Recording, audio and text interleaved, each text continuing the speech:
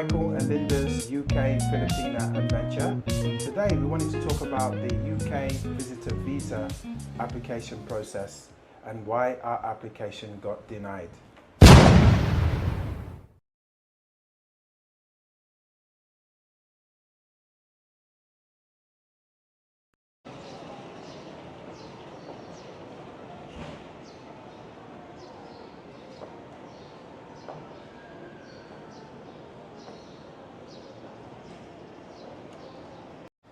So we wanted to talk about first the application process, guys.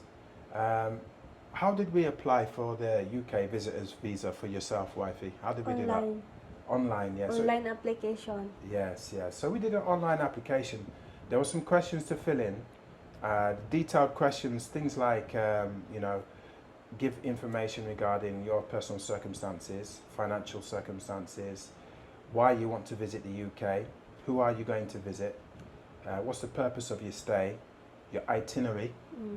So where would you like, what sort of sites would you like to see when you go there, and how long do you plan to go there for?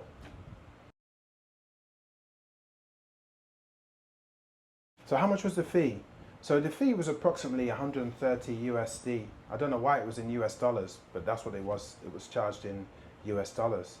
And the process was that we would make the payment, fill in the online application, upload supporting documents, and then we would make an appointment to visit the biometric center in the Philippines.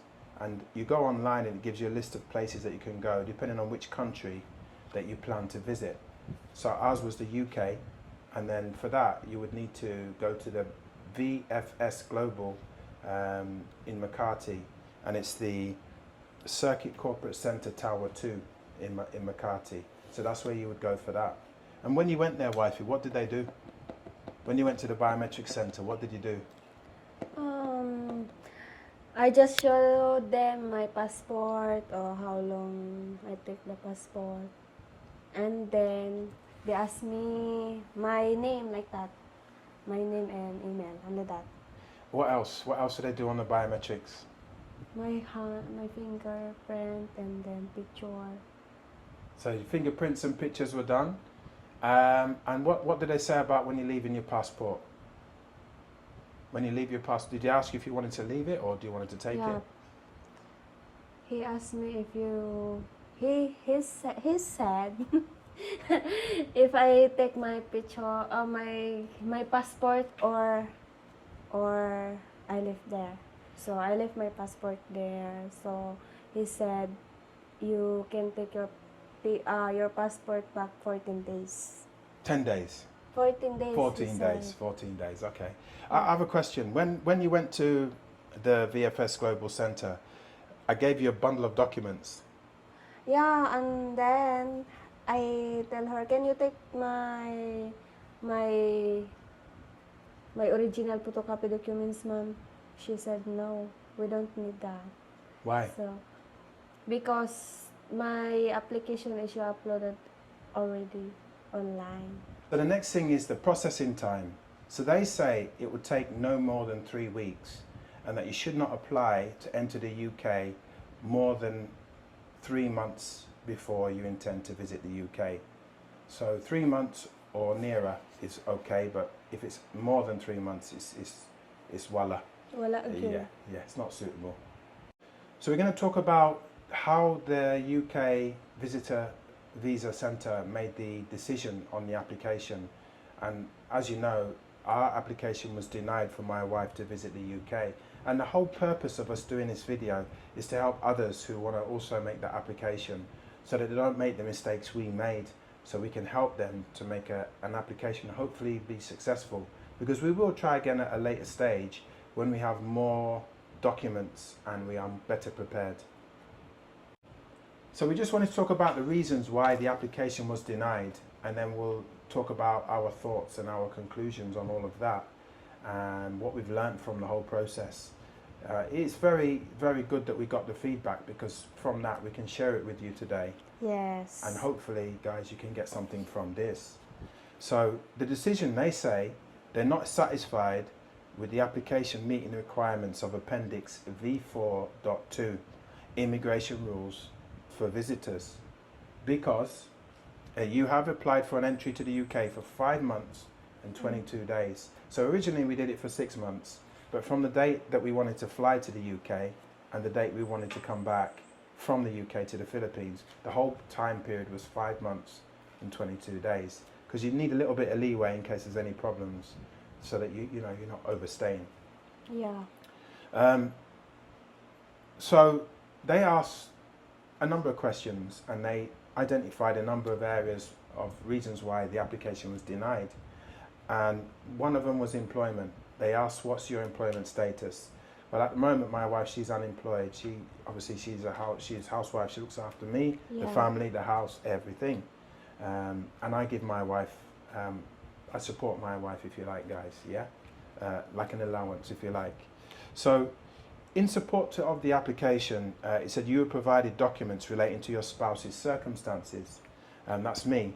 So, but they're saying from that, it's not clear how you maintain and support yourself in your country. And it does not show the history of your financial circumstances. So that was one of the main reasons why they questioned the application. Getting back into the financial circumstances, we wanted to go through where we think we went wrong. At the time of the application, I was sending money to my wife through what you guys might know as GCash. And I said to my wife at the time, we're going to need some statements from your GCash. Do you know how to do that? None of us knew at the time. We now since found out on Google how to do it, but it's too late. The application had already been made. And the other thing is we did open up a bank account with BPI, but the problem with that, guys, is the bank account hadn't been running for 6 months, only for a short time. And so all we were doing was putting money in. So to get a statement of just putting money in is just one page, and all that is the money that's in the account. It doesn't show any transactions because there wasn't any. We were just putting money in, and they want to see some movement in the bank as well, guys. So just going through, any of you guys that you go through this process and you want to get a statement from your GCash, this is how you do it. So you would go into your GCash app, and then you would go to the bottom. You'll go to transactions, and then you'll scroll down to the bottom of the page. Once you've scrolled down to the bottom of the page, you would request transaction history, and then it will ask you to select the dates from to the dates to that you want to print the information from, and then you would submit a request. You'd hit the button that says submit request, and then they will send you that statement to your email address. Yeah. So that's how easy it is to do on their GCash. And if we knew that at the time, it would have made things so much easier. The next stage is information needs to demonstrate personal ties to the country. That ensures that you will leave the UK and return to your country of residence at the end of your proposed visit. And everything that they do is always on the balance of probabilities, what you may or may not do, what they think you may or may not do. So you have to demonstrate clearly to the person that's making the decision that your intention is to visit and to leave. And the finances is key, making sure you have proper documents, proper statements, money in your bank account. Another one is ties to your country. So you need to show that you have work. If you don't have work, what do you do? You know, is it something that keeps you in your country? Do you have a car? Do you have a mobile phone?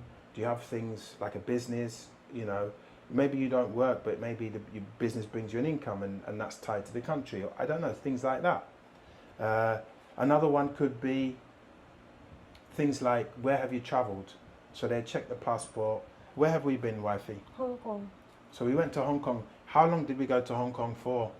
Maybe 4 days. 3 or 4 days, guys. So imagine you're making an application and you've only been to one place. The passport is still new as well, fresh off ink, you know, fresh off the press. You've only been to one place, and that place you've been to for 4 days, and that's Hong Kong.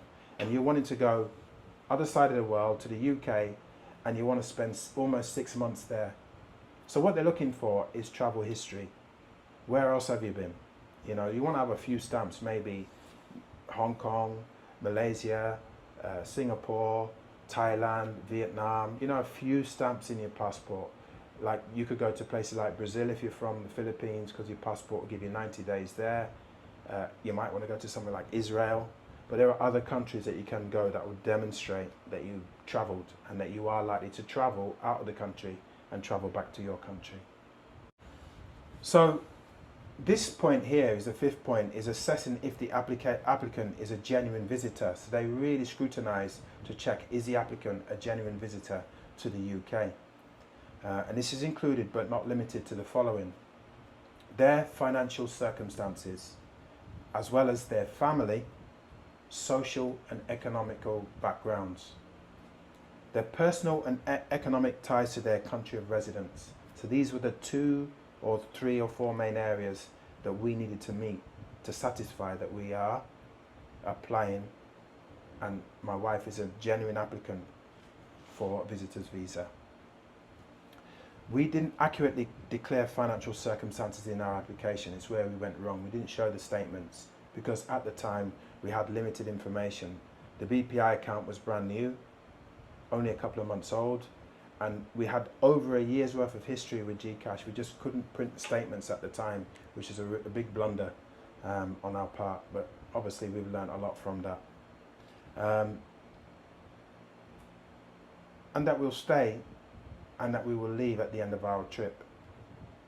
So they say because of not meeting those requirements that they didn't think that that my wife was a genuine visitor to the country, and it's probably likely that she would try to stay there. But based on our plans, it's not our intention. But obviously you've got to demonstrate that to the person making the decision. So the conclusion, guys, what we can share with you here is what did we learn about this whole process. It's good because what we've learned is that the UK system is quite concise and it's quite precise. They'll tell you when it's going to be processed, how long it's going to take, what you need to do, as long as you meet their requirements. Obviously, there is a strict policy, we know it in most of these European countries, and UK being one of those that's quite strict. As long as you have all the documents they require and you can demonstrate that you do intend to leave and you are a visitor, you've got some history of travelling, you've got some stamps in your passport, you've got good records of bank statements. One of the questions that they ask you in the application is, how much money is your whole trip going to cost you for the 6 months, for example? So let's say we said £6,000. A good way to satisfy the person making the decision is to show in your bank that you have the money for the trip. So let's say my wife's account, her BPI bank account, that would really need to show that she's got that money, even though I'm supporting my wife, and that's what we said, that I would be supporting the whole trip, the whole process. So she didn't, at the time we didn't think we needed all of this, because if I'm supporting my wife, we were thinking, why would she need all these documents if I'm providing them, which I did. I provided my own statements for a various number of accounts. I showed them I have property in the UK. I showed them that I have a business, you know, so there's a lot of things from my side that I had. It's just that they couldn't see how my wife would get access to that because there's no record of it going in and out of her account. And over the time that we've been together, the 2 years plus, we have so much history of the support that I give to my wife, but we just couldn't demonstrate it at the time, which was our mistake on that day. So just make sure that you've visited a few countries before you make the application, that you've got the money to show in your bank account, you can print off statements, you've got ties to your country of residence, and that you've got an itinerary of where you intend to go, where you want to visit. And guys, when you make your application, we want to say to you, good luck, and I hope you find this video useful. You take something from this. Try not to make the mistakes we made.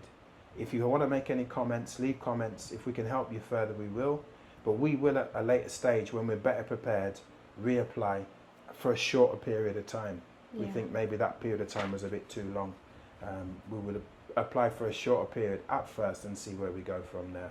But thank you guys, and we wish you the best. And that's all from Michael and Linda's UK Filipina adventure. So guys, this is the VFS Global receipt that we need to use to pick up my wife's passport. So when you give your passport to VFS Global after the biometrics, if you're planning to get it stamped with the visa, it just speeds up the process of having to go and then come back again. So we were hoping we would get approved and then the stamp would be put into the passport. But because it's not been approved, my wife has given me this to collect her passport. Yeah. And this is a receipt from VFS Global, and it's got my wife's name on it. It's got the application number on the back. So we're going to use this to reclaim the passport. Yeah, you use that to, you show that to collect my passport. Yeah. Because I cannot go there maybe too far. Yeah, so I'm also going to get a letter from my wife, bring my marriage certificate, bring my ID with me, just to show them that this is my wife and I'm bringing the passport back on her request for us, for when we apply for travel in other places. But yes, guys, hopefully you find that helpful and useful. If you have any comments, please leave a comment. Give us a like, subscribe. Don't forget to subscribe to our channel. Give us a like, share. We always love comments. Thank you, guys. Thank you. Bye, guys.